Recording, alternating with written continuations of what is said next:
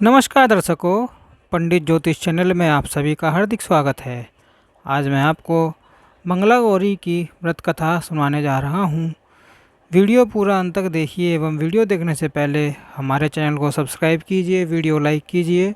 WhatsApp, Facebook, Instagram एवं सभी प्रकार की सोशल नेटवर्किंग साइट्स पर हमारे वीडियो को अधिक से अधिक शेयर भी कीजिए और साथ ही सब्सक्राइब बटन के बराबर में जो बेल आइकन है उसको भी दबाकर ऑल नोटिफिकेशंस को ऑन कर लीजिए, जिससे कि सनातन धर्म से संबंधित सभी प्रकार की जानकारी एवं वीडियो आप तक मुफ्त में एवं समय से प्राप्त हो सके। दर्शकों, सावन के महीने में जैसे सोमवार का विशेष महत्व है, वैसी हर मंगलवार का भी विशेष महत्व है। हर मंगलवार के दिन मंगला गौरी की व्रत पूजा की जाती है।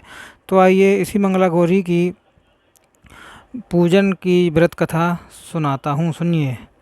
मंगला गौरी व्रत कथा, इस व्रत कथा को ज़रूर सुन लेना चाहिए। जो माताएं बहनें सावन के हर मंगलवार को व्रत करती हैं, हाथ में अक्षत लेकर इस व्रत कथा को सुने। व्रत कथा सुनने के बाद हाथ में लिए हुआ अक्षत पुष्प भगवान को आगे अर्पित कर दें। सनत कुमार कहते हैं भगवान से कि सर्वप्रथम इस व्रत को किसने किया था और किसको इसका फल प्राप्त हुआ है। शंभु, जिस तरह से मुझे इसके प्रति निष्ठा हो जाए, कृपा करके ऐसे ही बताइए। ईश्वर बोले कि हे सनत कुमार, पूर्व काल में कुरु देश में श्रुत कीर्ति नामक एक विद्वान, कीर्तिशील, शत्रुओं का नाश करने वाला, 64 कलाओं का ज्ञाता तथा धनुर्विद्या में कुशल राजा हुआ था। पुत्र के अतिरिक्त अन्य सभी शुभ चीज़ें उस राजा के पास थीं। अतः वह राजा संतान के विषय में अत्यंत चिंतित हुआ और जब ध्यानपूर्वक देवी की आराधना करने लगा, तब उसकी कठोर तपस्या से देवी प्रसन्न हो गई और उससे यह वचन बोली कि हे सुव्रत, वर मांगो। श्रुत कीर्ति बोला कि हे देवी, यदि आप मुझ पर प्रसन्न हैं तो मुझे सुंदर पुत्र दीजिए। हे देवी, आपकी कृपा से अन्य किसी भी वस्तु का अभाव नहीं है। उसका यह वचन सुनकर पवित्र मुस्कान वाली देवी ने कहा कि हे राजन, तुमने अत्यंत दुर्लभ वर मांगा है, फिर भी कृपावश मैं तुम्हें अवश्य ही दूंगी। किंतु हे राजेंद्र, सुनिए, यदि परम गुणी पुत्र चाहते हो तो वह केवल 16 वर्ष जीवित रहेगा, और यदि रूप तथा विद्या से विहीन पुत्र चाहते हो तो दीर्घजीवी होगा। देवी का यह वचन सुनकर राजा चिंतित हो उठा और पुनः अपनी पत्नी से परामर्श करके उसने गुणवान तथा सभी शुभ लक्षणों से संपन्न 16 वर्षों की आयु वाला पुत्र मांगा। तब देवी ने भक्ति संपन्न राजा से कहा कि हे नृपनंदन, मेरे मंदिर के द्वार पर आम का वृक्ष है, उसका एक फल लाकर मेरी आज्ञा से अपनी भार्य को उसे भक्षण करने हेतु प्रदान करो। इससे वह शीघ्र ही गर्भधारण करेगी, इसमें संदेह नहीं है। प्रसन्न होकर राजा ने वैसा ही किया। उसकी पत्नी ने गर्भधारण कर लिया और 10वें महीने में उसने देव पुत्र तुल्य यानी सुंदर पुत्र को जन्म दिया। तब हर्ष तथा शोक से युक्त राजा ने बालक का जातक कर्म आदि संस्कार किया और शिव का स्मरण करते हुए उसका नाम चिरायु रखा। इसके बाद पुत्र के 16 वर्ष होने पर पत्नी सहित राजा चिंता में पड़ गए और वे विचार करने लगे कि यह पुत्र बड़े कष्ट से प्राप्त हुआ है, मैं इसकी दुखद मृत्यु अपने ही सामने कैसे देख सकूंगा।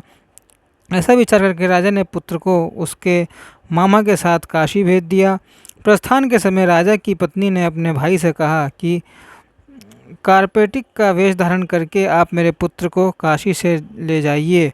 मैंने भगवान मृत्युंजय से पूर्व में पुत्र के लिए प्रार्थना की थी और कहा था कि हे विश्वेश, आप जगतपति की यात्रा के लिए मैं उस पुत्र को अवश्य भेजूंगी। अतः आप मेरे पुत्र को आज ही ले जाइए और सावधानी पूर्वक इसकी रक्षा कीजिएगा। अपनी बहन की यह बात सुनकर भांजे के साथ वह चल पड़ा। कई दिनों तक चलते चलते वह आनंद नामक नगर में पहुंचा। वहां सभी प्रकार की समृद्धियों से संपन्न वीरसेन नाम वाला राजा रहता था। उस राजा की एक बड़ी सर्व लक्षण संपन्न युवा अवस्था प्राप्त मनोहर तथा रूप लावण्यमत मंगल गौरी नामक कन्या थी। सभी उपमाओं को तुच्छ करके सौंदर्य अभिवृद्धि को प्राप्त कर यह कन्या किसी समय सखियों के साथ नगर के उपवन में कीड़ा करने लगी। उसी समय वह चिरायु तथा उसका मामा वे दोनों भी वहां पहुंच गए और उस कन्या को देखने की लालसा से वहीं विश्राम करने लगे। इसी बीच विनोद पूर्वक तृणा करती हुई उस कन्याओं में से किसी एक ने कुपित होकर राजकुमारी को रंडा यह कुवचन कह दिया। तब उस अशुभ वचन को सुनकर राजकुमारी ने कहा, तुम अनुचित बात क्यों बोल रही हो? मेरे कुल में इस प्रकार की कोई तुक कोई नहीं। मंगला गौरी की कृपा से तथा उनके व्रत के प्रभाव से विवाह के समय जिसके सिर पर मेरे हाथ से अक्षत पड़ेंगे, हे सखी, वह यदि अल्पायु वाला होगा तो भी चिरंजीवी हो जाएगा। इसके बाद वह सभी कन्याएं अपने अपने घर चली गईं। यही दिन राजकुमारी के विवाह का था। बालिक देश के दृढ़ नामक राजा के सुकेतु नाम वाले पुत्र के साथ उसका विवाह निश्चित किया गया था। वह सुकेतु विद्याहीन, कुरूप तथा बहरा था। तब सुकेतु के साथ आए हुए उन लोगों ने विचार किया कि इस समय कोई दूसरा श्रेष्ठ वर ले जाना चाहिए। और विवाह संपन्न हो जाने के बाद वहां सुकेतु पहुँचे, यानी फिर वर बदल दिया जाए।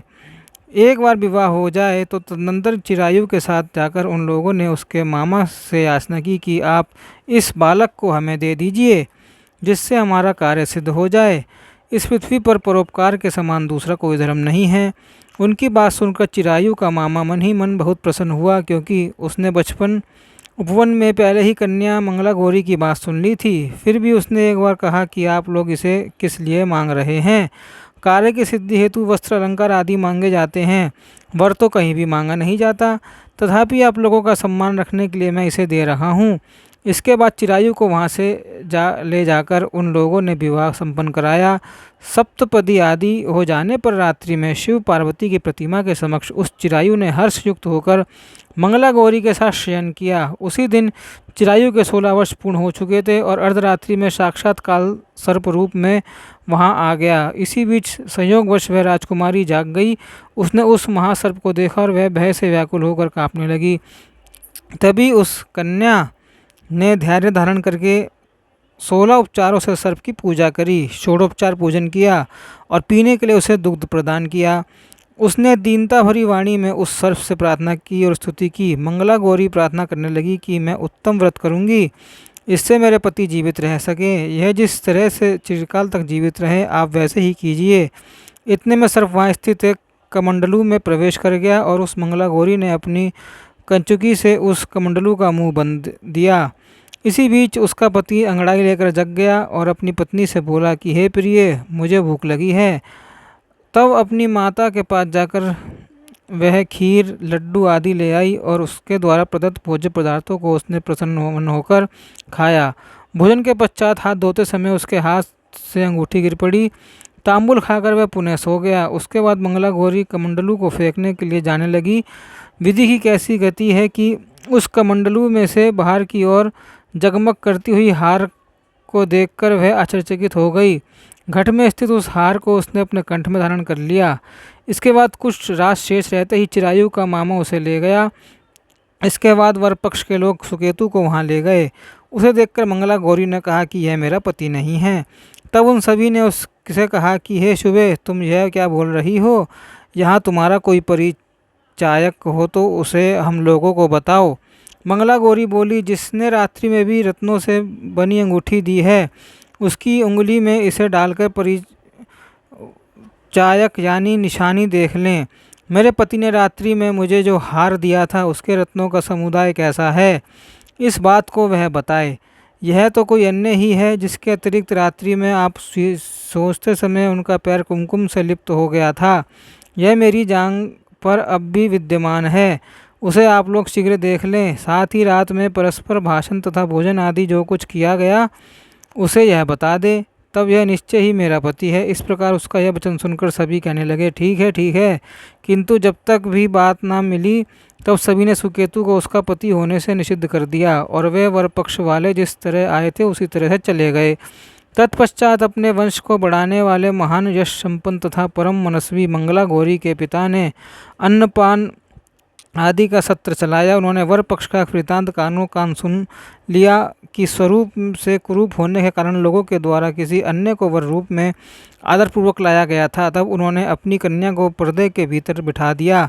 इस प्रकार 1 वर्ष बीतने पर यात्रा करके वह अपने मामा के साथ यह देखने के लिए आया कि विवाह के बाद वहाँ क्या हुआ।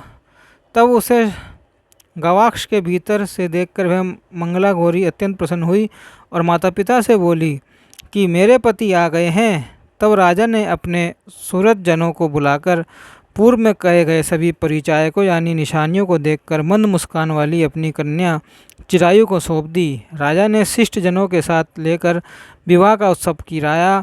इसके बाद राजा वीरसेन ने वस्त्र आभूषण आदि, सेना, घोड़े, हाथीरथ और अन्य बहुत सी सामग्री देकर उन्हें विदा किया। इसके बाद अपने कुल को आनंदित करने वाला वह चिरायु पत्नी तथा मामा को साथ लेकर सेना के साथ अपने नगर पहुंचा। तब लोगों के मुख से उसे आया हुआ सुनकर उसके माता पिता को विश्वास नहीं हुआ। उन्होंने सोचा कि प्रारब्ध अन्यथा कैसे हो सकता है। इतने में वह अपने माता पिता के पास आ गया और स्नेह से परिपूर्ण वह चिरायु भक्तिपूर्वक उनके चरणों पर गिर पड़ा। तब उस पुत्र का मस्तक सूंघकर उन दोनों ने परम आनंद प्राप्त किया। पुत्रवधू मंगला गौरी ने भी सास ससुर को प्रणाम किया। तब सास उसे अपनी गोद में बैठाकर सारा वृत्तांत शीघ्रतापूर्वक पूछने लगी। हे महामुने, तब पुत्रवधू ने भी मंगला गौरी के उत्तम व्रत महात्म्य तथा जो कुछ घटित हुआ था वह सब वृत्तांत बताया। हे सनत कुमार, ईश्वर कह रहे हैं कि मैंने आपसे इस मंगला गौरी व्रत का वर्णन कर दिया। जो कोई भी इसका श्रवण करता है अथवा तो जो कोई इसे कहता है उसके सभी मनोरथ पूर्ण हो जाते हैं, इसमें संदेह नहीं है। सूत जी बोले कि हे ऋषियों, इस प्रकार शिवजी ने सनत कुमार को यह मंगला गौरी व्रत बताया और उन्होंने सभी कार्यों को पूर्ण करने वाले इस व्रत को सुनकर महान आनंद प्राप्त हुआ। बोलिए मंगला गौरी माता की जय, शिव भगवान की जय। इसी प्रकार ज्योतिष संबंधी सूत्र जानकारी एवं सनातन संबंधी कथा एवं जानकारियाँ प्राप्त करने हेतु हमारे YouTube चैनल को सब्सक्राइब, इंस्टाग्राम को फॉलो कीजिए और वीडियो को अधिक से अधिक शेयर भी कीजिए, लाइक कीजिए। धन्यवाद।